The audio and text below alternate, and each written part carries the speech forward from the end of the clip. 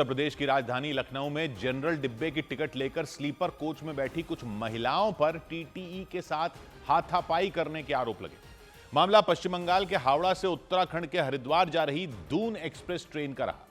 TTE Diwakar Mishra के मुताबिक train के स्लीपर कोच में जनरल टिकट लेकर सफर कर रही कुछ महिला यात्रियों ने टोके जाने पर हंगामा कर दिया और सीट न छोड़ने की जिद पर अड़ गईं। टीटीई दिवाकर मिश्रा के मुताबिक उन महिलाओं ने न सिर्फ उनके साथ गाली गलौज की बल्कि उनकी शर्ट तक फाड़ दी। हंगामे के दौरान दो महिलाएं दिवाकर मिश्रा के साथ बहस करती दिखी। कुछ नहीं किया मैडम, झूठ मत बोलो।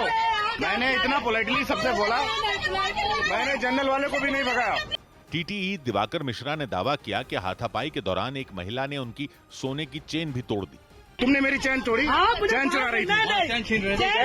ये देखिए, ये मेरे चैन छीने थे। अभी मैं बताता हूं। हंगामा बढ़ता देख आसपास मौजूद यात्रियों ने बीच बचाव करने की कोशिश की, लेकिन टीटीई से बहस कर रही वो महिलाएं शांति नहीं हुई। दून एक्सप्रेस ट्रेन के स्लीपर कोच S3 में शोर शराबा शुरू हो गया। हंगामा कर रही महिलाओं ने आरोप लगाया कि टीटीई दिवाकर मिश्रा ने उनके साथ बदतमीजी से बात की। उन्होंने टीटीई पर पहले हाथ उठाने का आरोप लगाया, जबकि टीटीई दिवाकर मिश्रा के मुताबिक रेलवे के नियमों का उल्लंघन कर रही महिलाओं ने न सिर्फ उनके काम में रुकावट डाली बल्कि उनके ऊपर गर्म चाय तक फेंक दी। ये सोने की चैन चुराने के लिए ये चाय किसने फेंकी? ये चाय किसने फेंकी? इन्होंने मारा। हंगामे के दौरान एक व्यक्ति ने उन महिलाओं को समझाने बुझाने की कोशिश की, हालांकि वो उनकी एक भी बात सुनने को तैयार नहीं दिखी। अरे तो हाथ क्यों उठाया? इन्हें हाथ उठाया ना, हाथ नहीं उठाना चाहिए इनको। विवाद के बाद हंगामा कर रही महिलाओं को बाराबंकी स्टेशन पर ट्रेन से उतार दिया गया। सौभाग्य की एक बात यह कि रिजर्वेशन वाले डब्बे में ट्रेन में लोग ऐसे घुस जाते हैं जैसे हक हो उनका, और लखनऊ में तो महिलाएं घुस गई। पुरुषों को तो टीटीई धकेल के भी बाहर निकाल दे, लेकिन महिलाओं की गुंडागर्दी का क्या करें? जो लोग रिजर्वेशन लेकर बैठते हैं वो बेवकूफ हैं क्या? आप महिला हो तो महिला होने का इस तरह से फायदा कैसे उठा सकते? वो कह रहे हैं टीटी ने उनके साथ बदतमीजी की।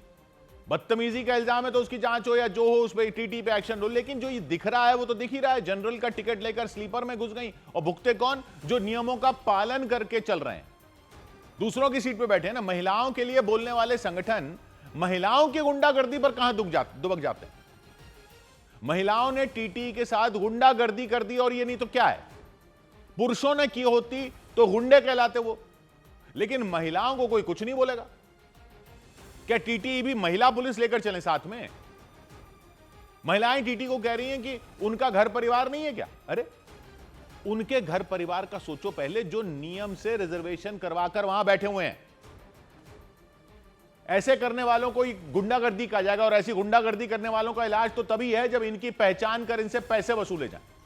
महिला होने के नाम पर छोड़ देना उन नियम से टिकट लेने वालों के साथ नाइंसाफी। 100 बात की एक बात। इधर यूपी के कानपुर में भारी मात्रा में अवैध पटाखे बरामद किए गए। उत्तर प्रदेश के कानपुर में पुलिस को एक गोदाम से 200 क्विंटल पटाखे मिले। पुलिस ने कार्रवाई करते हुए सभी पटाखों को नष्ट कर दिया और उस गोदाम को सील कर दिया। सुप्रीम कोर्ट ने डिजिटल अरेस्ट घोटालों पर स्वतः संज्ञान लिया। कोर्ट ने फर्जी आदेशों का इस्तेमाल कर लोगों से ठगी की घटनाओं पर चिंता जताई। करीब 1.5 करोड़ रुपए की ठगी के एक मामले में सुप्रीम कोर्ट ने केंद्र सरकार, सीबीआई, हरियाणा सरकार और अंबाला क्राइम यूनिट को नोटिस जारी कर जवाब मांगा। छत्तीसगढ़ के मनेन्द्रगढ़ में नशे में धुत होकर एक व्यक्ति ने जमकर उत्पात मचाया। उसने लोगों के साथ मारपीट और गाली गलौज की। हालांकि बाद में पुलिस ने उसे गिरफ्तार कर लिया। उधर उत्तर प्रदेश के बिजनौर में एक निजी स्कूल के एनुअल फंक्शन के दौरान एंट्री नहीं मिलने से गुस्साई भीड़ ने बवाल कर दिया। नाराज लोगों पर स्कूल की इमारत पर पथराव करने का आरोप लगाया गया, क्योंकि स्कूल के गार्ड रूम की खिड़की का शीशा टूटा मिला। हंगामे के दौरान स्कूल के बाहर वाली सड़क पर लंबा जाम लग गया, क्योंकि स्कूल के एनुअल फंक्शन के लिए वहां इतने ज्यादा लोग इकट्ठा हो गए कि हालात बिगड़ गए। पुलिस के मुताबिक एनुअल फंक्शन के लिए पहले ही बड़ी संख्या में बच्चों को और उनके माता पिता को स्कूल में प्रवेश दे दिया गया, लेकिन बाद में और ज्यादा भीड़ वहां पहुंच गई। लेकिन स्कूल का गेट बंद कर दिया गया।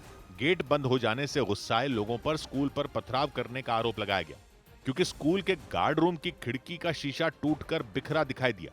हालांकि पुलिस ने पथराव की घटना से इनकार किया। वहां पे बना हुआ गार्ड रूम जिसका शीशा जर्जर अवस्था में था, भीड़ के दबाव की वजह से टूट के गिर गया था। करीब 1 घंटे बाद लोगों की भीड़ को स्कूल के बाहर से हटाया गया और सड़क पर लगा जैम खुलवाया गया। इस बीच मध्य प्रदेश की राजधानी भोपाल में दो कारों की आमने सामने की टक्कर हो गई, जिससे वहां अफरा तफरी मच गई।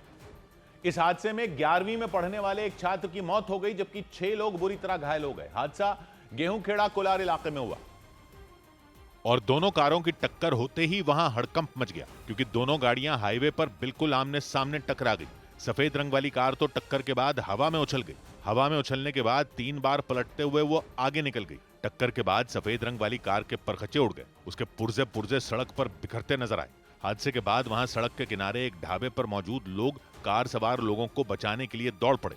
टक्कर की वजह से दूसरी कार भी टूट फूट गई। पुलिस के मुताबिक हादसे में 11वीं के एक छात्र की मौत हो गई, जबकि उसके 5 दोस्त बुरी तरह घायल हो गए। उन्हें तुरंत अस्पताल में भर्ती करवा दिया गया। उधर मध्य प्रदेश के कटनी में भीषण सड़क हादसा हो गया। मध्य प्रदेश के कटनी में बस और ट्रक की जोरदार टक्कर हो गई, जिसमें 16 लोग घायल हो गए। इसके बाद पुलिस ने सभी घायलों को एम्बुलेंस की मदद से अस्पताल भेजा, जिनमें 4 लोगों की हालत गंभीर बताई गई। हादसे के बाद दोनों गाड़ियों के ड्राइवर फरार हो गए। उत्तराखंड के चमोली में कंचनगंगा के पास ग्लेशियर टूट गया। कंचनगंगा की पहाड़ियों से ग्लेशियर टूटकर तेजी से नीचे आ गया। गनीमत यह रही कि इस घटना में किसी तरह का नुकसान नहीं हुआ। उत्तराखंड के उत्तरकाशी में कुटेटी देवी मंदिर के पास जंगल में अचानक आग लग गई, जो देखते ही देखते विकराल हो गई। लेकिन हड़कंप तब मच गया जब कुछ महिलाएं जंगल की आग में फंस गईं। इसके बाद फायर ब्रिगेड की टीम ने आग को बुझाया और महिलाओं को सुरक्षित स्थान पर भेज दिया। इधर मध्य प्रदेश में रतलाम के जिला अस्पताल में उस वक्त हड़कंप मच गया जब एक व्यक्ति ने 2 पुलिस कर्मियों की पिटाई कर दी। वो व्यक्ति अपने पिता का इलाज कराने अस्पताल पहुंचे थे, लेकिन इलाज में देरी होने की वजह से वो डॉक्टरों पर भड़क गए और वहां हंगामा शुरू कर दिया। इसकी जानकारी मिलते ही तुरंत वहां पे 2 पुलिस वाले पहुंच गए, लेकिन बवाल तब हो गया जब उस व्यक्ति ने पुलिस कर्मियों के साथ मारपीट शुरू कर दी। जिला अस्पताल के अंदर वो व्यक्ति एक पुलिस वाले को कॉलर से पकड़कर मुक्के मारते नजर आए। तभी वहां एक दूसरा जवान पहुंच गया और वो मारपीट कर रहे उस व्यक्ति से अपने साथी को छुड़ाने में जुट गया। ये सब दारू के नशे में है। इस दौरान अस्पताल के अंदर कई लोग भी नजर आए, लेकिन किसी ने भी मारपीट कर रहे उस व्यक्ति को रोकने की कोशिश नहीं की, बल्कि अपने मोबाइल फोन से मारपीट की घटना का वीडियो बनाते रहे। इसी वजह से जिला अस्पताल के अंदर काफी देर तक बवाल होता रहा। दावा किया गया कि पुलिस कर्मियों से मारपीट करने वाले वो व्यक्ति शराब के नशे में थे और जब पुलिस वालों ने उन्हें रोकने की कोशिश की तो वो उनसे उलझ गए। उसी दौरान उस व्यक्ति ने पुलिस के एक जवान को पीछे से शर्ट पकड़कर जोर से खींच दिया, जिससे वो जमीन पर गिर गया।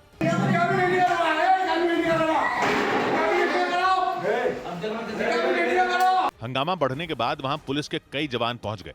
वो लोग भी बीच बचाव में जुट गए, लेकिन एक बार फिर उस व्यक्ति ने एक पुलिस वाले को थप्पड़ मार दिया। इस घटना के बाद पुलिस ने आरोपी पर केस दर्ज कर मामले की जांच शुरू कर दी। उधर मध्य प्रदेश के हरदा में सालों तक सरकारी राशन हड़पने का चौंकाने वाला मामला सामने आया। आरोप लगा कि वहां गरीब परिवारों को बांटने के लिए लाए जा रहे राशन को लंबे वक्त से कई ऐसे लोग भी ले रहे थे जो लाखों रुपए कमाते हैं। मतलब सरकारी राशन लाया जा रहा था गरीब परिवारों को देने के लिए, लेकिन कई रईस और मोटी कमाई वाले भी राशन लिए जा रहे थे। केवाईसी वेरिफिकेशन के दौरान हुई जांच में यह बात सामने आई। अकेले हरदा में 903 लोग ऐसे थे जो आर्थिक रूप से सक्षम होने के बावजूद सरकारी राशन ले रहे थे। उनमें कई लोग तो ऐसे थे जो साल में लाखों रुपए का टैक्स जमा करते हैं। सभी लोगों को नोटिस दे चुके हैं और सभी की हमने पेशियां भी कर ली है। इन लोगों में एक डॉक्टर भी शामिल बताए गए, जिनका अपना खुद का क्लिनिक भी है। इसके अलावा कई लोग ऐसे भी थे जिनकी खुद की दुकानें तक हैं। इस बीच उत्तर प्रदेश के चंदौली में रिश्वत लेने के आरोप में विजिलेंस विभाग की टीम ने फायर विभाग के एक कर्मचारी को गिरफ्तार कर लिया। आरोप लगा कि फायर विभाग के वो कर्मचारी स्कूलों, कॉलेजों और दुकानों के लिए एनओसी जारी करने के नाम पर रिश्वत लेने में जुटे थे। इसकी शिकायत मिलने पर विजिलेंस विभाग की टीम फायर विभाग के मुख्य अधिकारी के दफ्तर पहुंच गई और रिश्वत लेने के आरोप में उस कर्मचारी को गिरफ्तार कर लिया। चंदौली में फायर विभाग के मुख्य अधिकारी के दफ्तर में मौजूद उस कर्मचारी को विजिलेंस विभाग की टीम ने पकड़ा। इस दौरान टीम के लोग वहां रखे एक ड्रॉअर की तलाशी लेते भी नजर आए। कुछ देर में उन्होंने उस ड्रॉअर से एक पैकेट निकाल लिया। यही है ना? पकड़ लीजिए नहीं तो। विजिलेंस विभाग की टीम आरोपी कर्मचारी को फायर विभाग के मुख्य अधिकारी के दफ्तर से बाहर ले जाती दिखी। इस कार्रवाई के दौरान वहां मौजूद बाकी कर्मचारियों में हड़कंप मच गया। और आरोप लगा कि कई कर्मचारियों ने इस कार्रवाई का विरोध करना भी शुरू कर दिया। इतना ही नहीं, आरोप यह भी लगा कि उस कर्मचारी ने विजिलेंस विभाग की टीम की गिरफ्त से भागने की कोशिश की। इसके बाद विजिलेंस विभाग के अधिकारी भी उनके पीछे दौड़ पड़े और फायर विभाग के मुख्य अधिकारी के दफ्तर परिसर से उस कर्मचारी को बाहर जाने से रोक दिया।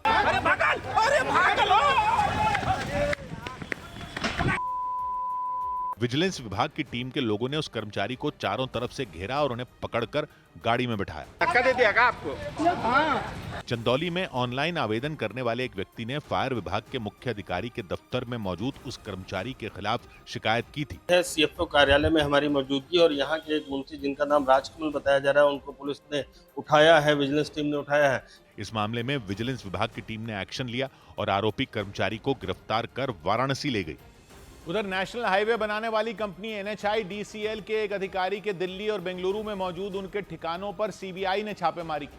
पूर्वोत्तर और सरहद के पास वाले इलाकों में NHIDCL नेशनल हाईवे बनाने का काम करती है। NHIDCL के अधिकारी मैसनाम रितेन कुमार सिंह को रिश्वत लेने के आरोप में 14 अक्टूबर को सीबीआई ने गुवाहाटी से गिरफ्तार किया था और उनकी गिरफ्तारी के बाद सीबीआई की टीम ने गुवाहाटी और मणिपुर की राजधानी इंफाल में छापेमारी की। इसके साथ ही बेंगलुरु समेत दिल्ली NCR में भी छापेमारी की गई। इस छापेमारी में NHIDCL के अधिकारी मैसनाम रितेन कुमार सिंह और उनके परिवार के नाम पर अकूत संपत्ति के दस्तावेज बरामद होने का दावा किया गया। सीबीआई की टीम के मुताबिक छापेमारी में दिल्ली NCR समेत कई शहरों में 9 luxury flat, 1 premium office space और 3 रेजिडेंशियल प्लॉट मिले।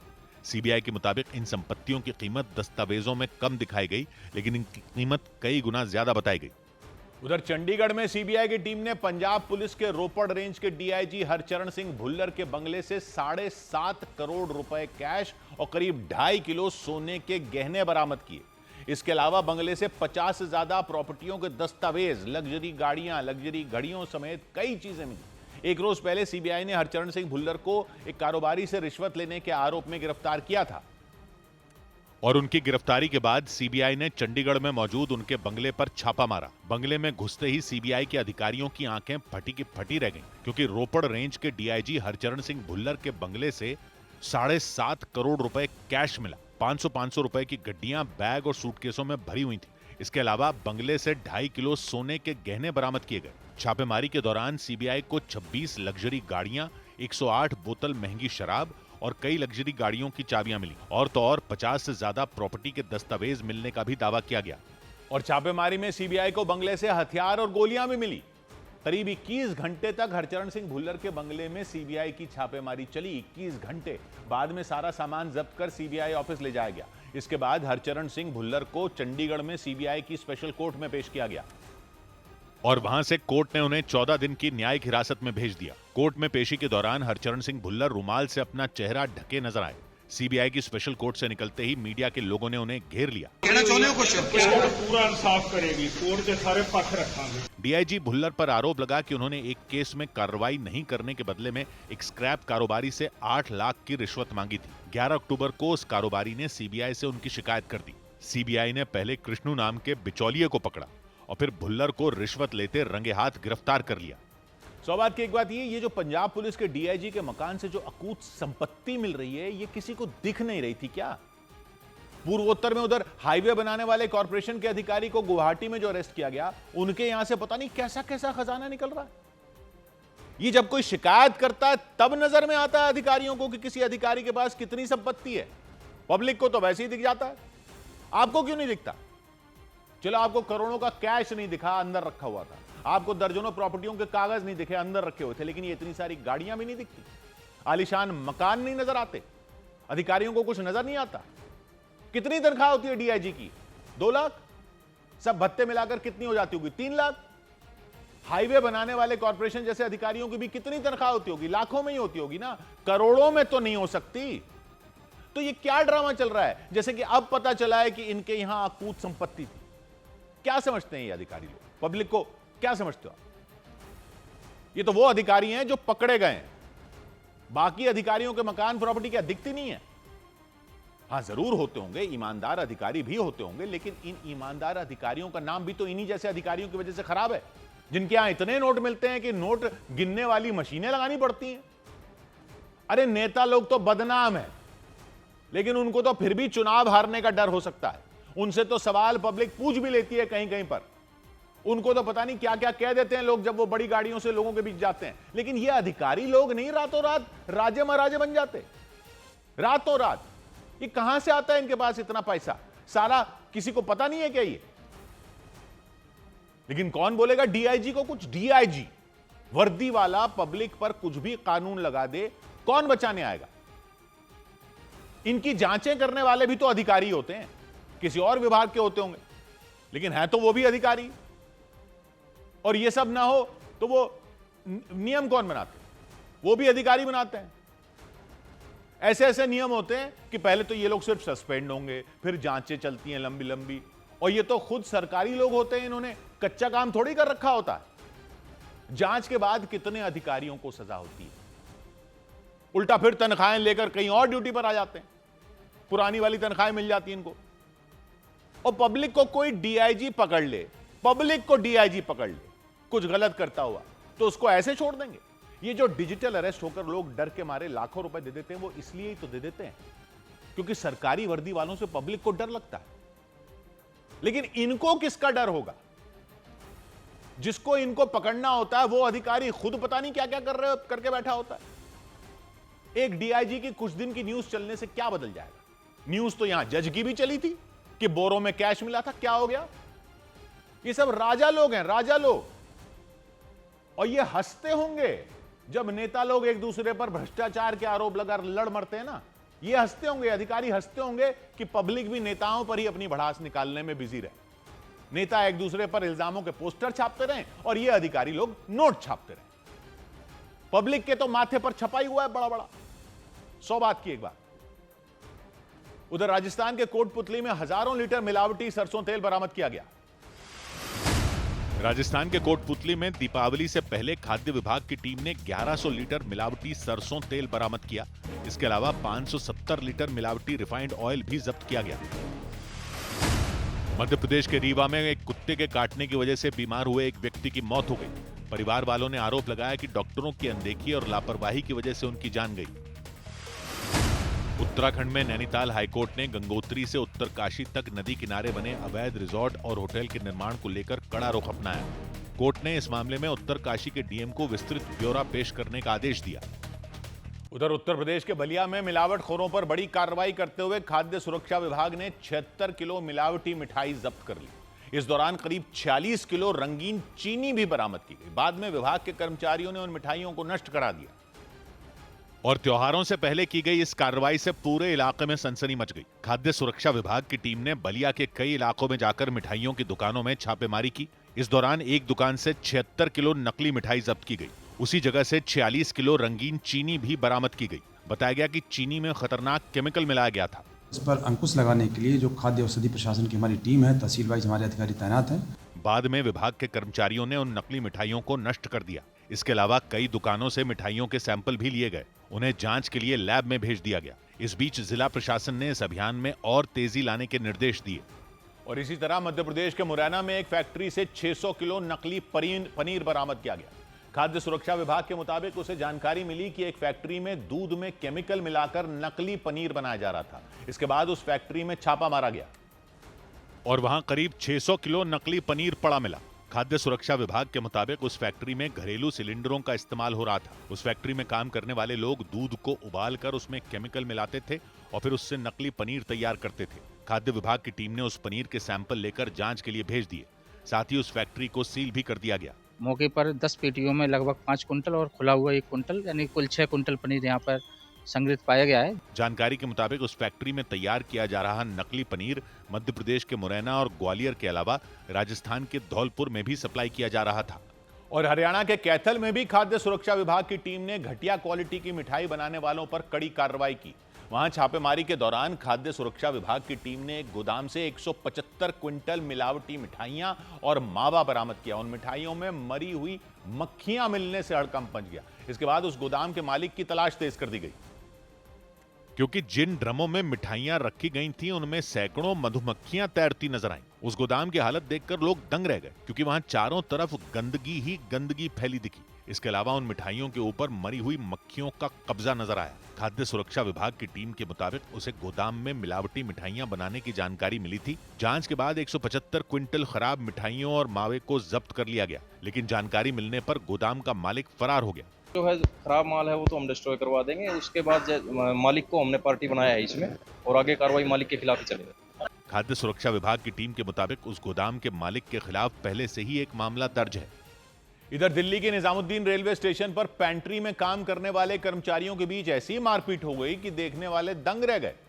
बताया गया कि ट्रेन में पानी के डिब्बे रखने को लेकर उन कर्मचारियों में बहस हो गई। थोड़ी देर बाद उनकी कहासुनी इतनी बढ़ गई कि उन्होंने बीच प्लेटफॉर्म पर ही एक दूसरे की जमकर पिटाई शुरू कर दी। इस दौरान प्लेटफॉर्म से गुजर रहे यात्रियों के होश उड़ गए, क्योंकि उन कर्मचारियों ने एक दूसरे पर बेल्ट की बरसात कर दी। इससे उस प्लेटफॉर्म पर अफरा तफरी मच गई। भयानक मारपीट की वजह से कुछ कर्मचारी जमीन पर गिर गए, लेकिन इसके बावजूद दूसरे कर्मचारी बेल्ट से ताबड़तोड़ हमले करते रहे। इस बीच कुछ कर्मचारी बचने की कोशिश करते दिखे, लेकिन आपा खोए कर्मचारियों ने उन्हें पकड़कर मारना शुरू कर दिया। कुछ ने तो डस्टबिन तक उठाकर मारना शुरू कर दिया। हालांकि खबर मिलते ही पुलिस ने उन्हें रोकने की कोशिश की, लेकिन इसके बावजूद कुछ लोग डंडे और डस्टबिन चलाते रहे। हालांकि कुछ देर की मारपीट के बाद मामला शांत हुआ, लेकिन उनके खिलाफ शिकायत दर्ज कर ली गई। इस बीच दिवाली से पहले दिल्ली के कई इलाकों में भयंकर ट्रैफिक जैम हो गया। दिल्ली के आसपास रहने वाले लोगों ने शुक्रवार की शाम को ही अपने अपने शहरों की तरफ निकलना शुरू कर दिया, और इससे दिल्ली की कई अहम सड़कें जैम हो गई। गाड़ियों की लंबी लंबी कतारें लग गईं। दिल्ली के मूलचंद फ्लाईओवर पर तो गाड़ियां रेंगती नजर आईं। वहां आने वाली या जाने वाली दोनों तरफ की सड़क पर गाड़ियां अटकी दिखाई दी। दिल्ली के आसपास के शहरों में रहने वाले ज्यादातर लोग शुक्रवार की शाम को ही अपने अपने घरों की तरफ रवाना होने शुरू हो गए। इससे दिल्ली की सड़कें गाड़ियों से पट गईं। इसके अलावा धनतेरस से एक दिन पहले खरीदारी के लिए निकले लोगों की वजह से भी दिल्ली में ट्रैफिक जैम हो गया। उधर बिहार के छपरा में आरजेडी उम्मीदवार खेसारी लाल यादव नामांकन के बाद रोने लग गए। बिहार की छपरा विधानसभा सीट से आरजेडी के उम्मीदवार खेसारी लाल यादव नामांकन दाखिल करने के बाद पूर्व मंत्री जितेंद्र राय के कंधे पर सिर रखकर रोने लग गए। बाद में उनका यह वीडियो जितेंद्र राय ने सोशल मीडिया पर डाल दिया। बिहार के मुजफ्फरपुर की पारू विधानसभा सीट पर बीजेपी विधायक अशोक सिंह ने निर्दलीय उम्मीदवार के तौर पर नामांकन कर दिया। टिकट बंटवारे में पारू सीट एनडीए में शामिल उपेंद्र कुशवाहा की पार्टी के खाते में गई थी। इसी से नाराज अशोक सिंह ने निर्दलीय ताल ठोक दी। बिहार विधानसभा चुनाव के लिए जेडीयू ने अपने स्टार प्रचारकों की लिस्ट जारी कर दी। स्टार प्रचारकों की लिस्ट में नीतीश कुमार, ललन सिंह और लवली आनंद के साथ 40 लोगों के नाम शामिल हैं। लोक गायिका मैथिली ठाकुर ने बिहार के दरभंगा की अलीनगर विधानसभा सीट से नामांकन कर दिया। वो कुछ रोज पहले ही बीजेपी में शामिल हुई थी। इधर उत्तर प्रदेश की राजधानी लखनऊ में एक नाबालिग के गैंगरेप के आरोपी को गिरफ्तार कर लिया गया। पुलिस के मुताबिक चेकिंग के दौरान आरोपी ने पुलिस पर फायरिंग की। इसके बाद पुलिस ने भी जवाबी कार्रवाई करते हुए गोली चला दी, और इसकी वजह से उस आरोपी के पैर में गोली लग गई। इसके बाद 2 पुलिसकर्मी उसे उठाकर वहां से ले जाते दिखाई दिए। उस आरोपी पर 25,000 रुपए का इनाम घोषित था।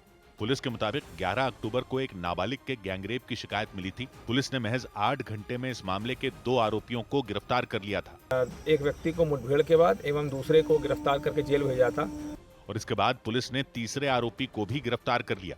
पुलिस के मुताबिक भागने के चक्कर में आरोपी ने गोलियां चलानी शुरू कर दी। इसके बाद पुलिस ने भी आरोपी पर फायरिंग कर उसे घायल कर दिया। इस बीच उत्तर प्रदेश के पीलीभीत में ब्लॉक प्रमुख के ड्राइवर पर आरोप लगा कि उसने शराब की एक दुकान में घुसकर वहां मारपीट की। आरोपी ड्राइवर पहले शराब की दुकान के बाहर गाली गलौज करता सुनाई दिया। इसके बाद उसने उस दुकान में लगा लोहे का दरवाजा खोला और अंदर आ गया, और फिर तो शराब की उस दुकान के अंदर जमकर मारपीट हो गई। आरोपी ड्राइवर और उसके साथी उन दोनों लड़कों पर टूट पड़े। इस दौरान उन लड़कों ने मदद के लिए कुछ लोगों को बुलाने की कोशिश की, तो उस ड्राइवर ने उनका फोन छीन लिया। इस घटना की शिकायत मिलने के बाद पुलिस ने मामला दर्ज कर लिया और आरोपियों की तलाश तेज कर दी। उधर राजस्थान के सीकर में होटल के बाहर सफाई कर रहे एक कर्मचारी को कार सवार लोगों ने टक्कर मार दी, जिससे वहां हड़कंप मच गया। होटल के मालिक के मुताबिक हेमराज नाम के उस कर्मचारी का बिना आईडी के रूम देने की बात पर कुछ लोगों के साथ झगड़ा हुआ, और झगड़े के अगले दिन उन लोगों ने जान से मारने के इरादे से होटल के कर्मचारी को कार से रौंदने की कोशिश की। घटना रात करीब 1:30 बजे हुई। उस वक्त वो कर्मचारी होटल के बाहर सफाई करने में जुटा था। तभी वहां सफेद रंग की एक कार आकर रुकी। दावा किया गया कि उस कार में 3 से 4 लोग बैठे हुए थे। इसके बाद उन लोगों ने थोड़ा आगे जाकर कार को घुमा लिया। इससे पहले कि होटल के कर्मचारी कुछ समझ पाता, उन लोगों ने कार से उसे टक्कर मार दी। कार की टक्कर से वो आदमी बुरी तरह घायल हो गया। इस मामले में पुलिस ने केस दर्ज कर आरोपियों की तलाश शुरू कर दी। इधर मध्य प्रदेश के देवास में डीजल से भरे 2 टैंकरों में आग लगने से अफरा तफरी मच गई। पुलिस ने आशंका जताई कि उन दोनों टैंकरों में अवैध तरीके से डीजल ट्रांसफर किया जा रहा था। इसकी वजह से दोनों टैंकरों में आग लग गई और जोरदार धमाका हो गया। वो दोनों टैंकर आग की लपटों से घिरे नजर आए। उनसे निकला धुआं आसपास के रिहायशी इलाकों तक पहुंच गया। इसके बाद दमकल विभाग को इसकी जानकारी दी गई।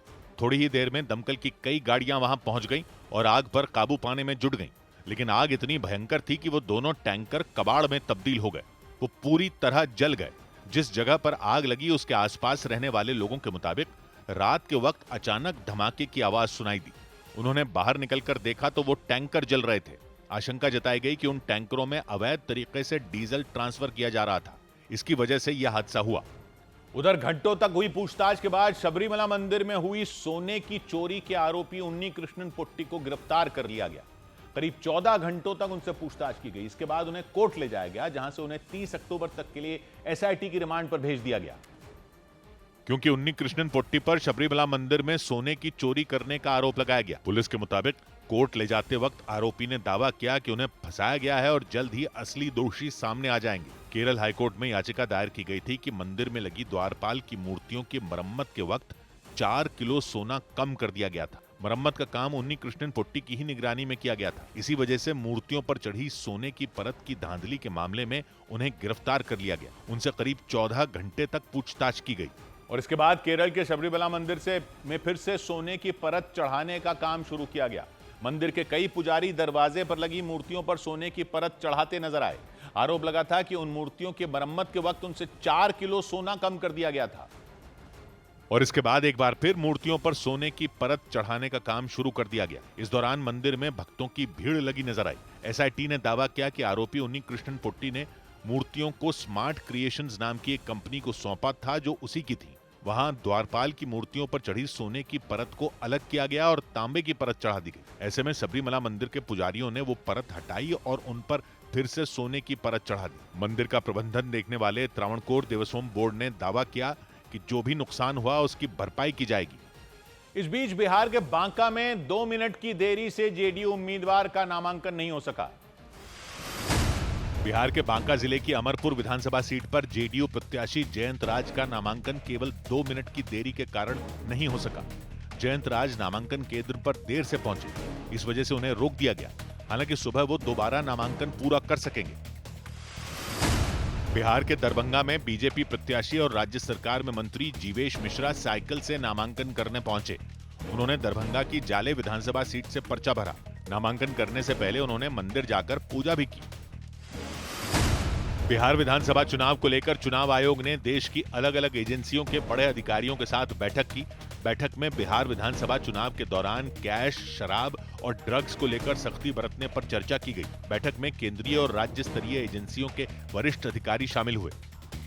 उधर केरल के कोल्लम में तेज रफ्तार कार ने सामने से आ रही एक मोटरसाइकिल को जोरदार टक्कर मार दी। टक्कर की वजह से उस मोटरसाइकिल पर बैठे व्यक्ति जमीन पर गिर गए। हालांकि उन्होंने हिम्मत दिखाते हुए उठने की कोशिश की, लेकिन उस कार के पीछे का टायर उनके पैर पर चढ़ गया। इसके बाद कुछ लोग उनकी मदद के लिए दौड़ पड़े, क्योंकि उस तेज रफ्तार कार ने सामने से आ रही मोटरसाइकिल को जोरदार टक्कर मार दी। वो कार सड़क पर दाईं तरफ से आती दिखी। ऐसे में उस मोटरसाइकिल पर बैठे व्यक्ति को संभलने का मौका तक नहीं मिला और वो जमीन पर गिर गए। टक्कर इतनी भीषण हुई कि सड़क के किनारे लगी लोहे की बैरिकेडिंग भी टूट गई। इस बीच जमीन पर घायल व्यक्ति उठने की कोशिश करते दिखे, लेकिन पीछे आने की कोशिश में कार का टायर उनके पैर पर चढ़ गया। इसके बाद सड़क पर मौजूद लोग उनकी मदद के लिए पहुंच गए और बाद में उन्हें पास के अस्पताल ले जाया गया। उधर राजस्थान के कोटा में घटिया सामान का इस्तेमाल कर बनाए जा रहे एक सरकारी स्कूल और तालाब पर बुलडोजर चला दिया गया। कोटा की सांगोद विधानसभा सीट से विधायक और ऊर्जा मंत्री हीरालाल नागर अपने क्षेत्र में चल रहे सरकारी निर्माण का जायजा लेने पहुंचे थे। इस दौरान उन्हें शिकायत मिली कि ठेकेदार घटिया सामान इस्तेमाल कर रहे हैं और इसके बाद उन्होंने ठेकेदार को जमकर फटकार लगाई। अगर ये हम नहीं आते और नहीं देखते गांव वालों का, अगर भी सब पेमेंट हो चुका होता और हो जाता है। उन्होंने वहां इकट्ठा हुई भीड़ के सामने ही उनसे सवाल जवाब किए। तो सब जगह ऐसा ही होगा, नहीं क्या है, मैंने कितने 70 तालाब के काम दिए होंगे। इसके बाद उन्होंने अपनी आंखों के सामने बुलडोजर चलवाया। जानकारी के मुताबिक वहां एक सरकारी स्कूल में बन रहे 30 कमरों में 15 कमरों का काम पूरा हो चुका था। जांच में उनमें 3 कमरे ऐसे मिले जिन्हें घटिया सामान से बनाया गया था। ऐसे में तुरंत उन कमरों को गिरवा दिया गया। इसके अलावा अटल भूजल योजना के तहत बने तालाब के घाटों और बाउंड्री वॉल को भी तोड़वा दिया गया। इस बीच मध्य प्रदेश के राजगढ़ में पार्वती नदी में फंसी एक बस को ट्रैक्टरों की मदद से बाहर निकाला गया। बताया गया कि बारिश और बाढ़ की वजह से पार्वती नदी पर बना पुराना पुल टूट गया था।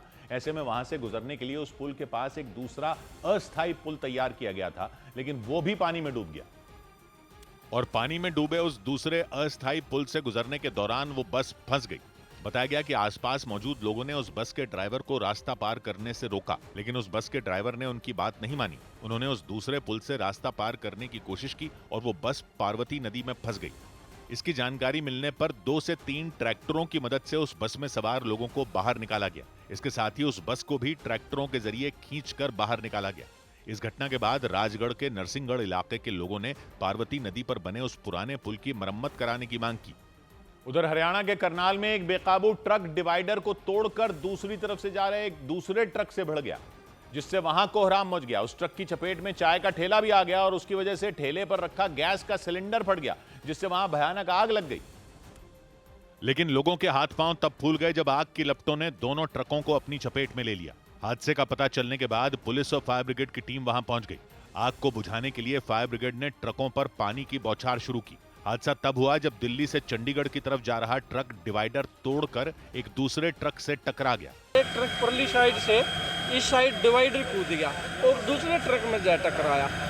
जैसे टकरा आग लग गई। इस हादसे में कुछ लोग घायल हो गए, जिन्हें इलाज के लिए अस्पताल पहुंचाया गया।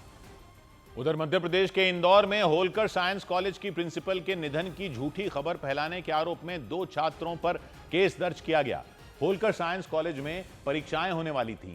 पुलिस के मुताबिक परीक्षाओं को रोकने के लिए उन दोनों छात्रों ने कॉलेज के फर्जी लेटर हेड पर एक फर्जी पत्र तैयार कर उसे सोशल मीडिया पर डाल दिया।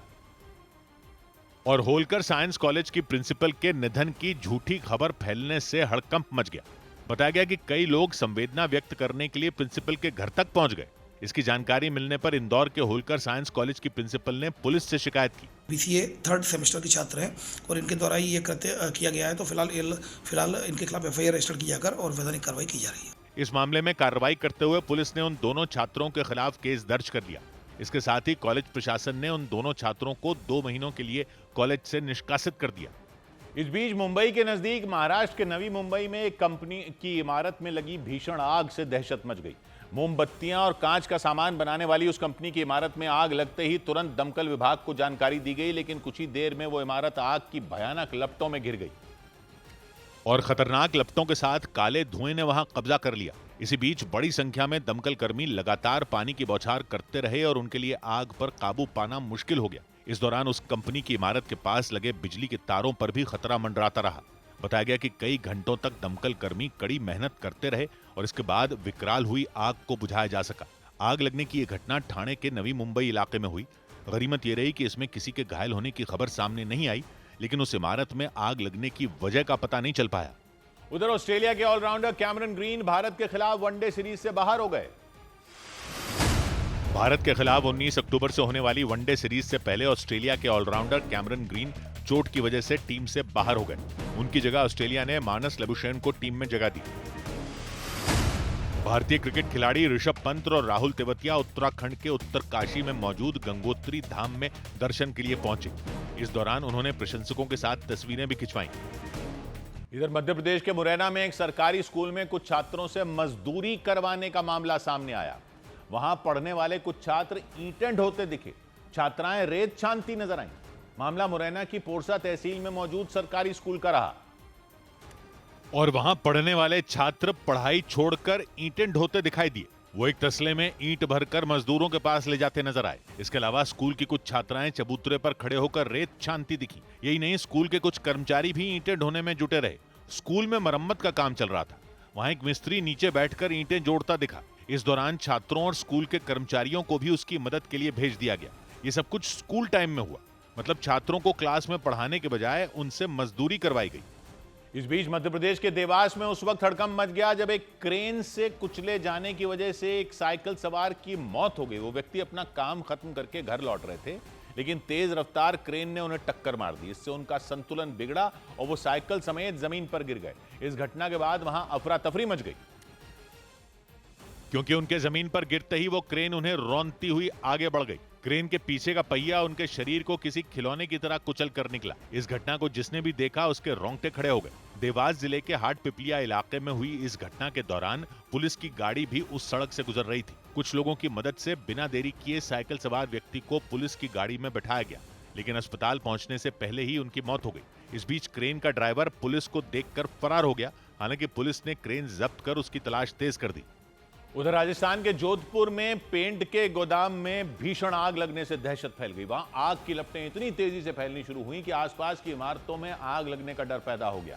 दमकल विभाग की आधा दर्जन से ज्यादा गाड़ियों को आग बुझाने के लिए बुलाया गया। इसके बावजूद कई घंटों तक आग पर काबू पाना मुश्किल हो गया, क्योंकि कुछ ही देर में पूरी इमारत धधकती नजर आई। उस 4 मंजिला इमारत में आग लगने से इलाके में हड़कंप मच गया। दमकल विभाग की कई टीमें फौरन आग बुझाने में जुट गईं। बताया गया कि जोधपुर के देवनगर थाने के पास उस इमारत में रंग का गोदाम था। वहां रखे केमिकल की वजह से आग बढ़ती चली गई और उस पर काबू पाना मुश्किल हो गया। तत्काल कंट्रोल रूम को बताया गया और फायर ब्रिगेड भिजवाई गई। काफी फायर ब्रिगेड, करीबन 8-10 फायर ब्रिगेड अभी है और भी फायर ब्रिगेड आ रही है। आसमान में चारों तरफ सफेद और काले धुएं की परत बिछ गई। लगातार फैल रही आग को काबू करने में दमकल विभाग की टीम के पसीने छूट गए। हालांकि कई घंटों तक चले अभियान के बाद आग बुझा ली गई, लेकिन उस गोदाम का सारा सामान जलकर राख हो गया। उधर उत्तर प्रदेश के औरैया में पुलिस की गाड़ी में बैठकर सोशल मीडिया के लिए वीडियो बनाने वाली एक लड़की ने माफी मांग ली।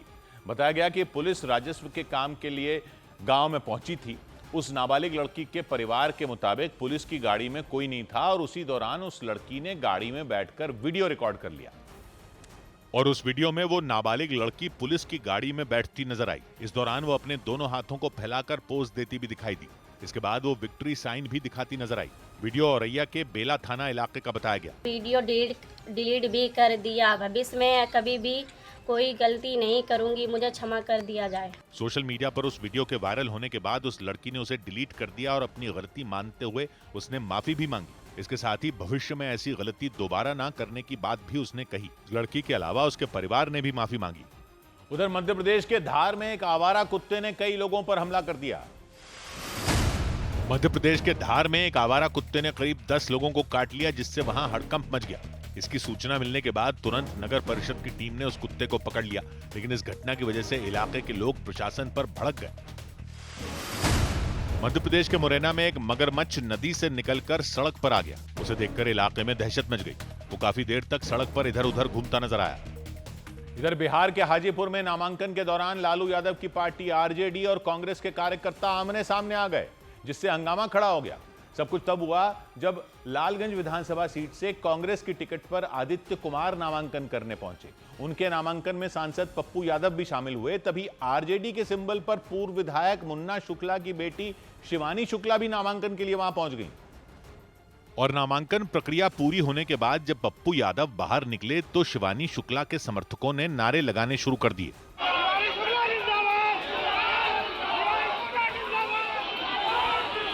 इसके बाद कांग्रेस के कार्यकर्ताओं ने भी पप्पू यादव के समर्थन में नारेबाजी शुरू कर दी।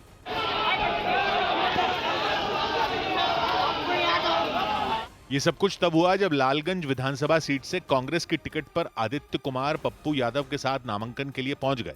तभी आरजेडी के सिंबल पर पूर्व विधायक मुन्ना शुक्ला की बेटी शिवानी शुक्ला भी नामांकन के लिए वहां पहुंच गईं। इसी वजह से दोनों के समर्थक आमने सामने आ गए।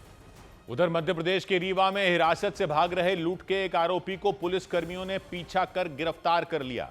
पुलिस के मुताबिक उस आरोपी को कोर्ट में पेश करने के लिए ले जाया जा रहा था। उसी दौरान वो पुलिस की गाड़ी से कूद गया और उसने भागने की कोशिश की, लेकिन लूट का वो आरोपी ज्यादा देर तक भाग नहीं पाया। वहां पुलिसकर्मी उसे पकड़ने के लिए उसके पीछे सड़क के किनारे दौड़ते नजर आए और पुलिसकर्मियों ने कुछ ही दूरी तक पीछा करने के बाद उसे गिरफ्तार कर लिया। कई बार हथकड़ी लगी होती है तो स्लिप भी हो जाता है हाथ से, ऐसा नहीं है, कई बार हथकड़ी लगा के भी रखते हैं। वो क्या कारण थे या क्या परिस्थितियां थी तो वो हम उसमें जांच करेंगे। पुलिस के मुताबिक गाड़ी में बिठाकर पुलिसकर्मी लूट के उस आरोपी को जिला कोर्ट लेकर जा रहे थे। आरोप लगा कि इसी बीच रीवा के बजरंग नगर इलाके में चलती गाड़ी से कूदकर उसने दौड़ लगानी शुरू कर दी, लेकिन पुलिसकर्मियों ने कुछ ही मिनटों में उसे दबोच लिया। इस बीच उत्तर प्रदेश के प्रयागराज में मोबाइल छीनने के एक आरोपी को पकड़कर लोगों ने उसके आधे बाल मुंडवा दिए। यही नहीं, लोगों ने उसकी आधी मूंछ भी मुंडवा दी। बताया गया कि आरोपी एक लड़की का मोबाइल फोन छीनकर भाग रहा था, लेकिन लोगों ने उसे पकड़ लिया और इसके बाद लोगों ने आरोपी को जमीन पर बैठा दिया और उसके आधे बाल और आधी मूंछ मुंडवा दी। लूटपाट की घटना से गुस्साए लोगों ने उससे माफी भी मंगवाई। अबे इधर देख, इधर देख। भीड़ से गिरा आरोपी उनकी हर बात मानता रहा। हालांकि किसी ने भी लूटपाट की शिकायत थाने में दर्ज नहीं कराई। बाद में मामला पुलिस तक पहुंचा तो पुलिस ने भरोसा दिया कि लूटपाट के आरोपी को इस तरह सजा देने वाले लोगों के खिलाफ सख्त कार्रवाई की जाएगी। कोई शिकायती प्रार्थना पत्र प्राप्त होता है तो आरोपियों के विरुद्ध नियमानुसार विधिक कार्रवाई की जाएगी। बताया गया कि आरोपी एक लड़की का मोबाइल फोन छीनकर भागने की फिराक में था। उसके साथ उसका दोस्त भी था जो भागने में सफल रहा। इधर दिल्ली के वसंत कुंज इलाके में 13 साल के एक बच्चे को एक तेज रफ्तार कार ने टक्कर मारी, जिसमें उस बच्चे की जान चली गई। परिवार ने आरोप लगाया कि हादसे के बाद कार चला रहा आदमी वहां रुका ही नहीं और फिर उसने जानबूझकर रिवर्स कर बच्चे के सिर पर कार चढ़ा दी। घटना तब हुई जब वो बच्चा पास की एक दुकान से समोसे लेने गया था, लेकिन सड़क पार करने के दौरान एक बेकाबू कार ने उसे रौंद दिया। कार की टक्कर से वो बच्चा कई फीट उछलकर दूर जा गिरा। इसके बाद वहां लोगों की भीड़ जमा हो गई। बच्चे के परिवार के मुताबिक टक्कर मारने के बाद कार चला रहा आदमी रुका और फिर उसने जानबूझकर रिवर्स करके बच्चे पर कार चढ़ा दी। गाड़ी वाला साथ नीचे उतरा, देखने के बाद में वो पीछे करके रिवर्स करके फिर दोबारा गाड़ी इसका गले में चढ़ा दिया। बच्चे की मौत से परिवार वाले सदमे में चले गए। इस मामले में पुलिस ने केस दर्ज कर कार सवार की तलाश शुरू कर दी। उधर गुजरात में 26 मंत्रियों को शपथ दिलाई गई। गुजरात में बीजेपी ने 3 साल में मुख्यमंत्री भूपेंद्र पटेल के अलावा लगभग पूरी सरकार बदल दी। 16 मंत्रियों के इस्तीफे के बाद 26 मंत्रियों को शपथ दिलाई गई। हर्ष संघवी को डिप्टी सीएम बनाया गया, जबकि पहले वो गृह मंत्री थे। क्रिकेटर रविंद्र जाडेजा की पत्नी रीवा बाग को भी मंत्री बनाया गया। हरियाणा में सरकार का 1 साल पूरा होने पर मुख्यमंत्री नायब सिंह सैनी ने बुजुर्गों की पेंशन की राशि में बढ़ोतरी कर दी। अब बुजुर्गों को हर महीने 3,000 रुपए की जगह 3,200 रुपए दिए जाएंगे। ये फैसला 1 नवंबर से लागू होगा। राहुल गांधी ने असम के कामरूप में असमिया गायक जुबिन गर्ग को श्रद्धांजलि दी। जुबिन गर्ग के स्मारक स्थल पर जाकर उन्होंने असमिया दुपट्टा और फूल अर्पित किए। इस दौरान उन्होंने उनके परिवार के प्रति संवेदना जताई। इधर सरकार और सुप्रीम कोर्ट की सख्ती के बावजूद पंजाब में पराली जलाने पर लगाम नहीं लग पाई। पंजाब के अलग अलग शहरों में धड़ल्ले से पराली जलाई गई। इसका असर दिल्ली समेत कई शहरों में देखा गया। क्योंकि सुप्रीम कोर्ट की चेतावनी और सरकार की सख्ती के बावजूद पंजाब में पराली जलाने की घटनाएं नहीं थमी। पंजाब के अमृतसर समेत कई शहरों में सड़कों के किनारे मौजूद खेतों में धड़ल्ले से पराली जलती दिखी। कई किसानों ने आरोप लगाया कि उन्होंने पराली काट कर रखी हुई थी, लेकिन सरकार की तरफ से उसे कोई लेने नहीं आया। 10 दिन हो गए पूरे, उन्होंने ਡੀਕਣ ਦੇ ਉਹ ਲੈਣਾ ਵੀ ਲੱਗੇ ਆ ਤੇ ਗੱਠਾਂ ਵੀ ਬਣ ਗਏ ਆ ਤੇ ਪਰ ਆਏ ਨਹੀਂ ਤੇ ਸਾਡੀ ਸਰ ਮਜਬੂਰੀ ਹੋ ਗਈ ਆ। जिन जगहों पर पराली जलाई गई वहां से दम घोंट देने वाला धुआं उठता नजर आया। और अकेले पंजाब में ही पराली जलाने के 165 केस दर्ज किए जा चुके हैं। हवा की क्वालिटी के बारे में रिसर्च करने वाले कमीशन CAQM यानी commission for air quality management की रिपोर्ट में यह दावा किया गया कि पंजाब में एक ही दिन में पराली जलाने के 30 से ज्यादा मामले दर्ज किए गए। मतलब वहां पराली जलाने की घटनाएं धड़ल्ले से हुई। हवा की क्वालिटी पर रिसर्च करने वाले कमीशन CAQM यानी commission for air quality management की रिपोर्ट में यह दावा किया गया कि अमृतसर में इस साल पराली जलाने के 68 मामले दर्ज किए गए, जो सबसे ज्यादा हैं। इसके अलावा तरनतारन, पटियाला और फिरोजपुर से भी कई केस सामने आए। पंजाब सरकार ने पराली जलाने के मामले में 85 से ज्यादा किसानों पर कार्रवाई की। उनसे 3 लाख से ज्यादा का जुर्माना वसूला जा चुका है। और पंजाब समेत आसपास के इलाकों में जलाई जा रही यही पराली दिल्ली के लिए मुसीबत बन गई। तापमान में कमी और पराली के धुएं से दिल्ली के कई इलाकों में लोगों का सांस लेना मुश्किल हो गया। क्योंकि जैसे ही पारा गिरा, दिल्ली में AQI यानी एयर क्वालिटी इंडेक्स में भी गिरावट आई। दिल्ली की हवा की क्वालिटी बेहद खराब स्तर पर चली गई, क्योंकि पंजाब में बेधड़क जलाई जा रही पराली का धुआं दिल्ली की हवा में मिलना शुरू हो गया। इससे दिल्ली के कई इलाकों में लोगों को सांस लेने में तकलीफ का सामना करना पड़ा।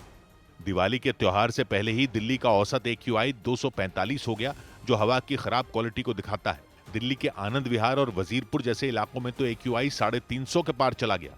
मतलब वहां हवा की क्वालिटी बेहद खराब आंकी गई, जो लोगों के लिए आने वाले दिनों में मुश्किल पैदा कर सकती है। इस बीच उत्तर प्रदेश के फतेहपुर में एक दलित परिवार से मिलने के बाद कांग्रेस नेता राहुल गांधी ने पीड़ित परिवार को धमकाए जाने का आरोप लगाया। फतेहपुर के रहने वाले हरिओम वाल्मीकि की कुछ दिन पहले रायबरेली में चोर समझकर पीट कर हत्या कर दी गई थी। राहुल गांधी ने करीब आधे घंटे तक पीड़ित परिवार से मुलाकात की और उन्हें इंसाफ दिलाने का भरोसा दिया। बेटे को खोने के बाद सदमे में पहुंच चुके हरिओम वाल्मीकि के परिवार ने राहुल गांधी को देखते ही रोना शुरू कर दिया। राहुल गांधी ने हरिओम वाल्मीकि के पिता को गले लगाया और ढाढ़स बंधाया। हरिओम की मां राहुल गांधी का हाथ पकड़कर रोती दिखी। राहुल गांधी ने परिवार से मुलाकात के बाद आरोप लगाया कि पीड़ित परिवार को ही दबाकर, धमकाकर घर में कैद कर दिया गया। क्राइम इनके खिलाफ किया गया है और ऐसा लग रहा है कि ये अपराधी है। हरिओम वाल्मीकि की मौत का जिक्र करते हुए राहुल गांधी ने पूरे देश में दलितों पर अत्याचार होने का दावा किया। पूरे देश में दलितों पर अत्याचार, मर्डर, बलात्कार किया जा रहा है। करीब आधे घंटे की मुलाकात के बाद राहुल गांधी फतेहपुर से निकल गए। लेकिन राहुल गांधी के दौरे को लेकर सियासी घमासान भी हुआ। राहुल गांधी के फतेहपुर दौरे से ठीक पहले हरिओम वाल्मीकि के भाई ने एक वीडियो जारी कर यह बयान दे दिया कि उनका परिवार इस मामले में राजनीति नहीं चाहता। हालांकि उनके इनकार करने के बाद भी राहुल गांधी फतेहपुर पहुंचे और पीड़ित दलित परिवार से मुलाकात की और उत्तर प्रदेश सरकार से हरिओम वाल्मीकि की हत्या में शामिल आरोपियों को सख्त से सख्त सजा देने की मांग की। राहुल गांधी के फतेहपुर पहुंचने से ठीक पहले हरिओम वाल्मीकि के भाई ने राहुल गांधी से मुलाकात करने से भी इनकार कर दिया था। मेरे यहाँ राहुल गांधी अन्य पार्टी के नेता राजनीति करने न आए, मैं सरकार से संतुष्ट हूँ। हरिओम वाल्मीकि के भाई ने यह भी दावा किया कि राज्य सरकार की तरफ से की गई मदद से उनका परिवार पूरी तरह संतुष्ट है। राज्य सरकार ने हरिओम की बहन और भाई को सरकारी नौकरी देने के साथ आर्थिक मदद भी दी थी। और हरिओम वाल्मीकि को पीट कर मारने के आरोप में 14 लोगों को गिरफ्तार कर जेल भेज दिया था। राहुल गांधी के फतेहपुर पहुंचने से पहले वहां पोस्टर वॉर भी दिखी। राहुल गांधी के दौरे के विरोध में पीड़ित दलित परिवार के घर के करीब कुछ जगहों पर पोस्टर लगा दिए गए और उनको दलित समुदाय के हरिओम वाल्मीकि की मौत पर राजनीति नहीं करने की नसीहत दी गई। पोस्टरों पर गिद्ध बनकर मंडराते हो, नफरत फैलाने आते हो और जाति के नाम पर बांटने की कोशिश कभी कामयाब नहीं होगी जैसी बातें लिखी नजर आईं। कांग्रेस पार्टी के कार्यकर्ताओं ने इन पोस्टरों को लेकर बीजेपी और आरएसएस पर हमला बोला। संघ के लोग, बीजेपी के लोग आए तो नहीं, लेकिन इस तरह का पोस्टर लगा के क्या संदेश देना चाहते? हालांकि पुलिस प्रशासन ने राहुल गांधी के फतेहपुर में पीड़ित परिवार के घर पहुंचने से पहले ही इन पोस्टरों को हटवा दिया। दक्षिण अमेरिकी देश पेरू की राजधानी लीमा में वहां की सरकार के खिलाफ हुए हिंसक प्रदर्शनों के बाद इमरजेंसी लागू कर दी गई। पेरू में भ्रष्टाचार और लगातार बढ़ रहे अपराध समेत कई मुद्दों को लेकर लोगों का गुस्सा भड़क गया। इस प्रदर्शन की अगुवाई जेन जी ने की। जेन जी यानी वही साल 1997 से 2012 के बीच पैदा हुए बच्चों को कहा जाता है, जो युवा हो चुके हैं अब। और वहां के नए राष्ट्रपति होसे जेरी के इस्तीफे की मांग करते हुए वो पुलिस से भिड़ गए। उन्हें रोकने के लिए पुलिस ने उन पर आंसू गैस के कई गोले दाग दिए। इस कार्रवाई पर प्रदर्शनकारियों का पारा और चढ़ गया। उन्होंने आगे बढ़कर पुलिस वालों को ही पीटना शुरू कर दिया। एक पुलिस वाले को उन्होंने घेर कर खूब पीटा और फिर लात मारकर उसे गिरा दिया।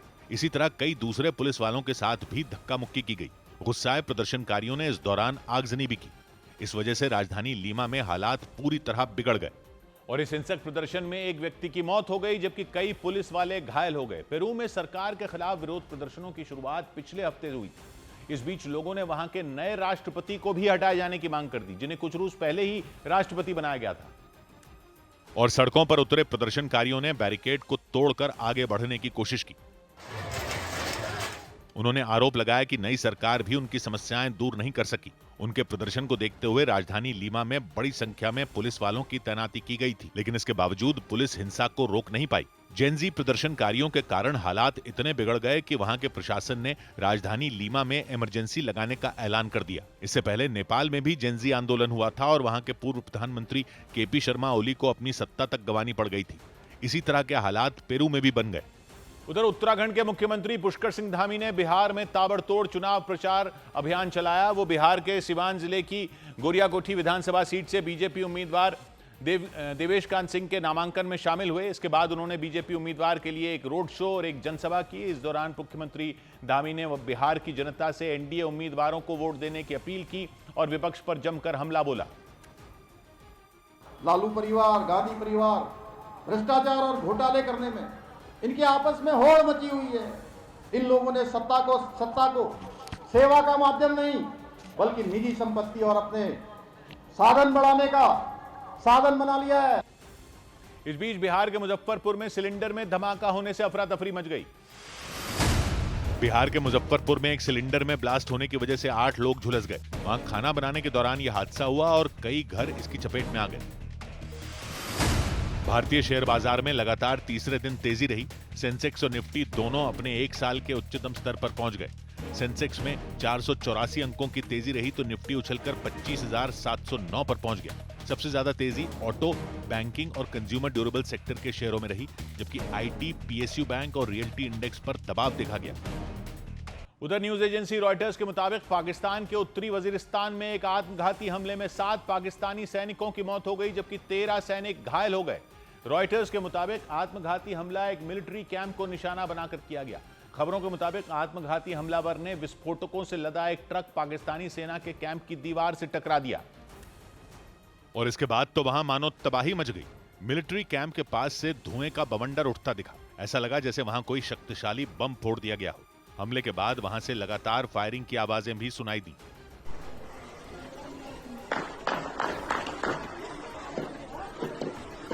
रॉयटर्स के मुताबिक इस हमले में पाकिस्तानी सेना के 7 सैनिकों की मौत हो गई, जबकि 13 सैनिक गंभीर रूप से घायल हो गए। रॉयटर्स के मुताबिक यह आत्मघाती हमला पाकिस्तान के उत्तरी वजीरिस्तान में मीर अली मिलिट्री कैंप पर हुआ।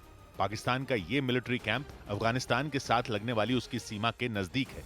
तहरीक तालिबान पाकिस्तान ने इस हमले की जिम्मेदारी ली और पाकिस्तान को एक बार फिर धमकी दी। टीटीपी यानी तहरीक तालिबान पाकिस्तान ने यह आत्मघाती हमला उस वक्त किया जब पाकिस्तानी सेना ने उत्तरी वजीरिस्तान समेत अफगानिस्तान की सीमा से लगने वाले कई इलाकों में टीटीपी के ठिकानों पर एयर स्ट्राइक की थी। मिलिट्री बेस पर आत्मघाती हमले के बाद पाकिस्तानी सेना में हड़कंप मच गया और उसने अफगानिस्तान के साथ लगने वाली अपनी सीमा पर चौकसी बढ़ानी शुरू कर दी। पाकिस्तान की सेना ने अफगानिस्तान सीमा की तरफ अपनी तोप भेज दी। पाकिस्तानी सेना के ट्रकों और तोपों का काफिला बलूचिस्तान प्रांत के चमन सेक्टर में हाईवे से जाता दिखा और पाकिस्तान के प्रधानमंत्री शहबाज शरीफ ने राष्ट्रीय सुरक्षा को लेकर एक हाई लेवल मीटिंग बुला ली। क्योंकि मीर अली मिलिट्री बेस पर आत्मघाती हमला पाकिस्तान और अफगानिस्तान के बीच 48 घंटों के सीज फायर ऐलान के दौरान हुआ और माना जा रहा है इस आत्मघाती हमले ने आसिम मुनीर और शहबाज शरीफ के माथे पर शिकन ला दी। और इस सब के बीच टीटीपी यानी तहरीक तालिबान पाकिस्तान ने अपने चीफ नूर वली महसूद का एक वीडियो जारी कर पाकिस्तान के दावों की पोल खोलने की कोशिश की। पाकिस्तान ने जब अफगानिस्तान पर हमला किया था तो यह दावा किया था कि उसने टीटीपी के चीफ को मार गिराया, लेकिन टीटीपी ने नूर वली महसूद का वीडियो जारी कर पाकिस्तान के इस दावे की धज्जियां उड़ा दी, क्योंकि टीटीपी के उस वीडियो में नूर वली महसूद आराम से घूमते फिरते दिखे, जबकि पाकिस्तान ने दावा किया था कि उसने अफगानिस्तान पर हमला कर नूर वली महसूद का काम तमाम कर दिया। हालांकि पाकिस्तान के दावे के कुछ देर बाद ही टीटीपी ने इसे अफवाह बता दिया था, लेकिन पाकिस्तान यही राग अलापता रहा कि उसने टीटीपी चीफ को मार गिराया। हालांकि अब टीटीपी ने वीडियो जारी कर यह सबूत दे दिए कि नूर वली महसूद को पाकिस्तानी हमले में खरोंच तक नहीं आई। सो बात की एक बात यह कि ये नूर वली महसूद है कौन जिसने पाकिस्तान को घुटनों पर ला दिया है? पाकिस्तान ने दावा किया था कि उसने नूर वली महसूद को मारने के लिए ही काबुल पर हमला किया था, लेकिन पहले नूर वली महसूद ने ऑडियो जारी किया, फिर वीडियो में ही सामने आ गया। यानी टीटीपी के सरगना ने साबित करने की कोशिश की कि वो जिंदा है, और न सिर्फ साबित करने की कोशिश की, सीधा पाकिस्तान को चुनौती दे दी। काबुल पर हमला पाकिस्तान की वायुसेना ने किया था और उनका मुख्य टारगेट था टीटीपी यानी तहरीक तालिबान पाकिस्तान के सबसे बड़े सरगना नूर वली महसूद को मार गिराना। क्या है यह टीटीपी? वहां लोग कहते हैं इसको पाकिस्तान तालिबान, यानी जो अफगानिस्तान में सरकार चला रहे हैं वो है अफगान तालिबान, और ये जो पाकिस्तान के अफगान बॉर्डर पर लड़ाके पाकिस्तान की सरकार के खिलाफ लड़ रहे हैं वो हैं पाकिस्तान तालिबान या टीटीपी, यानी तहरीक तालिबान पाकिस्तान। तहरीक का मतलब होता है आंदोलन, मूवमेंट। जैसे इमरान खान की पार्टी का नाम सुना होगा आपने, पीटीआई, पाकिस्तान तहरीक इंसाफ, यानी पाकिस्तान में इंसाफ के लिए, न्याय के लिए लड़ने वाला दल। तो ये जो पाकिस्तान तालिबान हैं ये हैं तहरीक तालिबान पाकिस्तान, यानी पाकिस्तान में तालिबानी आंदोलन करने वाले। और तालिबान का मतलब होता है छात्र, तालिब यानी जो शिक्षा लेता हो, और तालिब का बहुवचन होता है तालिबान। और ये छात्र इसलिए कहे जाते हैं क्योंकि ये गुट पाकिस्तान ने अपने बॉर्डर के इलाकों के मदरसों के छात्रों को अफगानिस्तान में जिहाद करने के लिए तैयार किया था, तो वो कहलाते हैं अफगान तालिबान। लेकिन ये जो पाकिस्तान में ही खड़े हो गए उसी विचारधारा को पाकिस्तान में लागू करने के लिए ये कहलाते हैं पाकिस्तान तालिबान। इन लड़ाकों को पाकिस्तान एक खतरनाक आतंकी संगठन मानता है जो पाकिस्तान की सरकार, सेना, पुलिस और आम लोगों के खिलाफ भी लगातार हमले करता रहता है। तो उनका सरगना है नूर वली महसूद, जो पाकिस्तान के लिए एक आतंकवादी है।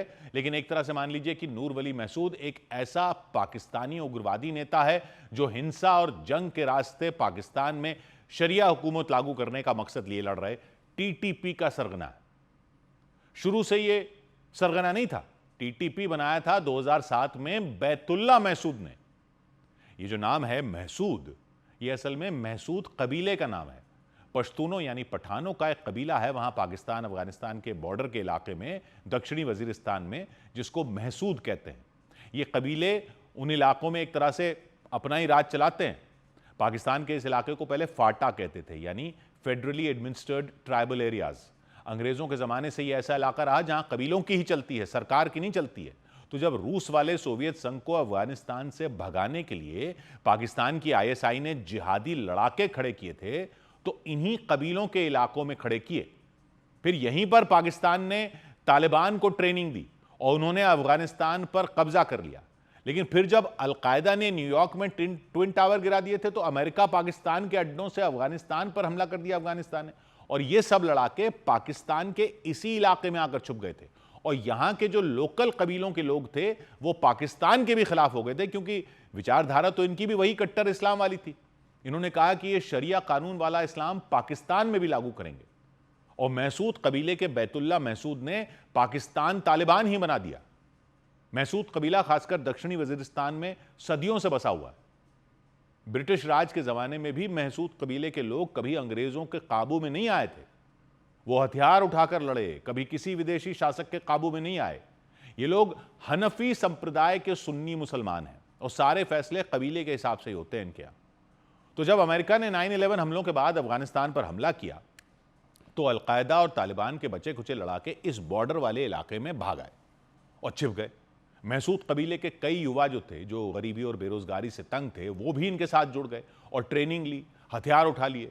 फिर 2007 में इन्होंने टीटीपी बना दिया और उसमें महसूद कबीले के लड़ाके सबसे आगे रहे। ये क्षेत्र आज भी गरीब है, स्कूल कॉलेज वगैरह वहां बहुत कम है। लड़के हथियार चलाना पहले सीखते हैं बजाय किताबों के।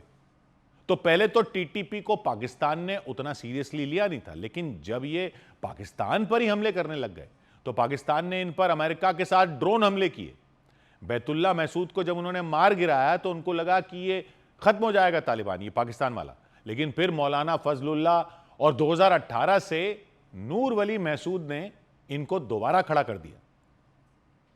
नूर वली महसूद इन सबके बीच काफी पढ़ा लिखा माना जाता है। दर्जनों किताबें लिख रखी हैं नूर वली महसूद ने इस्लाम पर, इस्लामी शासन पर। नूर वली महसूद की अगुवाई में टीटीपी ने पाकिस्तान की सेना को घुटनों पर ला दिया। नूर वली को सेना पकड़ ही नहीं पा रही। टीटीपी पाकिस्तान सरकार को काफिरों की सरकार कहता है। टीटीपी काफिरों की सरकार, सेना को अपना दुश्मन मानता है। उसका मानना है वो पाकिस्तान में शरिया कानून वाली हुकूमत लागू लाने के लिए जिहाद लड़ रहा है। और ये जो पूरा फोकस दिया है नए सिरे से पाकिस्तान के तालिबान को, वो माना जाता है कि नूर वली महसूद ने ही दिया है। सारा दिमाग कहते हैं नूर वली महसूद का है, सारी प्लानिंग वो बनाता है। नूर वली महसूद 47 साल का है और कहते हैं कि बचपन से ही नूर वली महसूद को धार्मिक पढ़ाई का शौक था, लेकिन नूर वली की पढ़ाई बीच में छूट गई थी जब वो अफगानिस्तान चला गया था अफगान तालिबान के साथ मिलकर लड़ाई लड़ने के लिए। तब अफगानिस्तान में अलग अलग कबीलों का आपस में युद्ध चल रहा था। ये उस समय की बात है जब तालिबान का शासन नहीं आया था, 90 के दशक में। सोवियत सेना जा चुकी थी, पाकिस्तान ने तालिबान खड़े किए थे अफगानिस्तान पर कंट्रोल करने के लिए। तो नूर वली ने भी उनके साथ जाके लड़ाई की थी। नूर वली ने मज़ार शरीफ की 1997 की लड़ाई और काबुल के पास की जंगों में तब हिस्सा लिया था, लेकिन उसके पिता ने फिर सलाह दी कि पढ़ाई पूरी कर लो, तो वो वापस पाकिस्तान लौटा। 1999 में अपनी धार्मिक पढ़ाई खत्म की, मुफ्ती बन गया, मतलब इस्लाम के कानूनों का जानकार बन गया। 90 के दशक में ही उसने फैसलाबाद, गुजरांवाला और कराची के कई मदरसों में कुरान पढ़ा। फिर आया 9/11 का दौर। 2001 में अमेरिका ने अफगानिस्तान पर हमला कर दिया, तो 2003 में वो महसूद तालिबान नाम के एक जिहादी गुट में शामिल हो गया। एक महसूद तालिबान बन गया था। ये गुट दक्षिण वजीरिस्तान में पैदा हुआ था, महसूद कबीले में। फिर 2007 में जब तहरीक तालिबान पाकिस्तान बना तो ये गुट भी उसमें मिल गया। बैतुल्ला महसूद टीटीपी का पहला सरगना बना। नूर वली बैतुल्ला का डिप्टी रहा और टीटीपी की शरिया अदालत में काजी था, यानी एक टाइप का जज था वहां पे शरिया अदालत में। इसके बाद 2007 में पूर्व प्रधानमंत्री बेनजीर भुट्टो की हत्या की भी टीटीपी ने जिम्मेदारी ली थी और नूर वली ने अपनी किताब में इसका जिक्र किया कि यह हत्या अमेरिका और पाकिस्तान सरकार के खिलाफ थी, उनको सबक सिखाने के लिए। खैर, टीटीपी के पहले 3 सरगना बैतुल्ला, हकीमुल्ला और फजलुल्ला सब ड्रोन या दूसरे हमलों में मारे गए। नूर वली इनमें सबसे विद्वान माना जाता है। उसने कमान संभाली 2018 में। 2021 में जब अफगान तालिबान ने अफगानिस्तान पर कब्जा किया, जब अमेरिका चला गया, तो टीटीपी को और नई ताकत मिल गई। सीमा पार आना जाना और आसान हो गया, हथियार मिलने लगे। टीटीपी ने पाकिस्तान पर हमले और तेज कर दिए। अब यह हाल है कि पाकिस्तान की फौज को नूर वली महसूद ने घुटनों पर ला दिया है। पाकिस्तान का इल्जाम है कि अफगान तालिबान उसको मदद दे रहे हैं, इसलिए काबुल में हमला किया था उसको मारने के लिए। लेकिन ये जिंदा होने का जो वीडियो जारी किया है नूर वली महसूद ने और पाकिस्तान को सीधी चुनौती दे दी है, उसने मुनीर की सारी हेकड़ी एक तरह से निकाल कर रख दी पाकिस्तान की जनता के सामने भी। बाकी जंगें तो पाकिस्तान हारा ही हारा, ये वाली जंग तो वो अपनी ही जमीन पर हार रहा है। जो कब्रें उसने दूसरों के लिए खोदी थी, उसमें उसी के सैनिक दफन हो रहे हैं। सौभाग्य की एक बात, इधर मध्य प्रदेश के सागर में हत्या के एक आरोपी का जुलूस निकाला गया। मध्य प्रदेश के सागर में पुलिस ने हत्या के एक आरोपी का जुलूस निकाला। पुलिस के मुताबिक उस आरोपी ने पीट कर एक सफाई कर्मी की हत्या कर दी थी। इस हत्या के विरोध में कई सफाई कर्मियों ने प्रदर्शन किया था। दिल्ली में प्रधानमंत्री आवास 7 लोक कल्याण मार्ग पर श्रीलंका की प्रधानमंत्री हरिनी अमरसूरिया ने प्रधानमंत्री मोदी से मुलाकात की। दोनों नेताओं के बीच शिक्षा और तकनीक समेत कई क्षेत्रों में साझेदारी को मजबूत करने पर चर्चा हुई। बैठक में प्रधानमंत्री मोदी ने साथ मिलकर काम करने की भारत की प्रतिबद्धता भी दोहराई। इधर मुंबई पुलिस ने दुनिया के सबसे बड़े डिजिटल अरेस्ट को अंजाम देने वाले आरोपियों को गिरफ्तार करने का दावा किया। पुलिस के मुताबिक आरोपियों ने 72 साल के एक बुजुर्ग और उनकी पत्नी को डिजिटल अरेस्ट कर उनसे करीब 70 लाख रुपए ठग लिए। और पुलिस के मुताबिक आरोपियों ने बुजुर्ग और उनकी पत्नी को घंटे 2 घंटे नहीं बल्कि 40 दिन तक अपने जाल में फंसा कर रखा। दावा किया गया कि इन 40 दिनों में उन्होंने 27 बार अलग अलग खातों में पैसे भिजवाते हुए उनके करीब 70 लाख रुपए हड़प लिए। इनको डिजिटल अरेस्ट में रख के इनकी तरफ से 70 लाख रुपए फसवणूक केलेले होते। पुलिस के मुताबिक आरोपियों ने अलग अलग लोगों से कुल मिलाकर 52 करोड़ से ज्यादा की डिजिटल धांधली की। और पुलिस के मुताबिक इसके लिए आरोपियों ने बहुत सोच समझकर एक प्लान बनाया था। बताया गया कि उन्होंने पहले ईडी के अधिकारी के तौर पर बुजुर्ग को धमकाया, फिर मुंबई क्राइम ब्रांच के नकली अधिकारियों से भी बात करवाई और यह सिलसिला करीब 40 दिन तक चला। पुलिस के मुताबिक आरोपी वीडियो कॉल पर बुजुर्ग को नकली कोर्ट रूम दिखाते थे। इसके अलावा उन्होंने मुंबई क्राइम ब्रांच का एक नकली दफ्तर भी तैयार कर रखा था। उन्होंने पूरा कोर्ट सेटअप वीडियो कॉल में अरेंज किया, जिसमें जजेस बैठे हैं, लॉयर्स बैठे हैं, विटनेसेस बैठे हैं। इसी के साथ उन्होंने पूरा मुंबई पुलिस का पुलिस स्टेशन सेटअप रिक्रिएट किया। इससे पीड़ित को यह भरोसा हो जाता था कि वो सच में ईडी या फिर क्राइम ब्रांच के अधिकारियों से बात कर रहा है और आरोपी इसी बात का फायदा उठाकर उन्हें लाखों की रकम ठग लेते थे उनसे। पुलिस के मुताबिक मुंबई में हुए इस डिजिटल अरेस्ट के केस में भी मनी लॉन्ड्रिंग का डर दिखाया गया था और आरोपियों ने यह दावा किया था कि उनके खातों का कनेक्शन पहलगाम हमले से जुड़ा पाया गया। पुलिस के मुताबिक वो लोगों को डराने के लिए ये कहते थे कि उनके खातों से जो रकम ट्रांसफर हुई उसका कनेक्शन पहलगाम हमले से था। टेररिस्ट अटैक की संबंधित इन्होंने बोला, तो इसीलिए विक्टिम्स जो है बहुत डरते हैं। हालांकि पुलिस ने इस मामले में देश के अलग अलग हिस्सों से 7 आरोपियों को दबोच लिया और उनसे करोड़ों की रकम जब्त कर ली। उधर महाराष्ट्र के नासिक में भारत में बने तेजस मार्क 1A ने पहली उड़ान भरी। इस दौरान रक्षा मंत्री राजनाथ सिंह भी वहां मौजूद रहे। उन्होंने वहां पहुंचकर हिंदुस्तान एरोनॉटिक्स लिमिटेड की तीसरी प्रोडक्शन लाइन का उद्घाटन किया और तेजस मार्क 1A लड़ाकू विमान की सफल उड़ान पर वायुसेना को बधाई दी। तेजस मार्क 1A के 65% से ज्यादा उपकरण भारत में बने हैं। इसे देश की 500 से ज्यादा घरेलू कंपनियों ने मिलकर बनाया है। ये उसी स्वदेशी फाइटर एयरक्राफ्ट का अपग्रेडेड वर्जन है। ये है तेजस मार्क 1 अल्फा। रक्षा मंत्री राजनाथ सिंह तेजस मार्क 1A की सफल उड़ान के दौरान वहां मौजूद रहे। उन्होंने इसे आत्मनिर्भर भारत की उड़ान बताया। अब भारत 65% मैन्युफैक्चरिंग अपनी ही धरती पर कर रहा है। तेजस मार्क 1A की पहली उड़ान के बाद उसे वाटर कैनन से सलामी दी गई और इसके लिए HAL को बधाई दी। तेजस मार्क 1A सिंगल इंजन वाला तेजस का एडवांस्ड वर्जन है। ये इसलिए भी खास है क्योंकि इसके पंखों में 9 जगह मिसाइलें फिट हो सकती हैं। इसे हवा, पानी और जमीन पर हमलों के लिए डिजाइन किया गया है ताकि मुश्किल हालात में भी ये अपने टारगेट को निशाना बना सके। तेजस मार्क 1A फाइटर जेट की रफ्तार 2205 किलोमीटर प्रति घंटा है, यानी आवाज की रफ्तार से भी करीब दुगनी। ये चौथी पीढ़ी का हल्का लड़ाकू विमान है जो कम वजन के बावजूद बेहद फुर्तीला है। इसमें अपग्रेडेड रडार सिस्टम लगा है। इस दौरान वहां मौजूद रक्षा मंत्री ने हिंदुस्तान एरोनॉटिक्स लिमिटेड की तीसरी प्रोडक्शन लाइन का भी उद्घाटन किया। दावा किया गया कि इस प्रोडक्शन लाइन के जरिए वायुसेना को साल 2032-33 तक 180 तेजस विमान मिल जाएंगे। उछलकर आसमान तक जब गिरा बाजार चुटकी में, उछलकर आसमान तक जब गिरा बाजार चुटकी में, सड़क पर आ गए कितने ही साहूकार चुटकी में।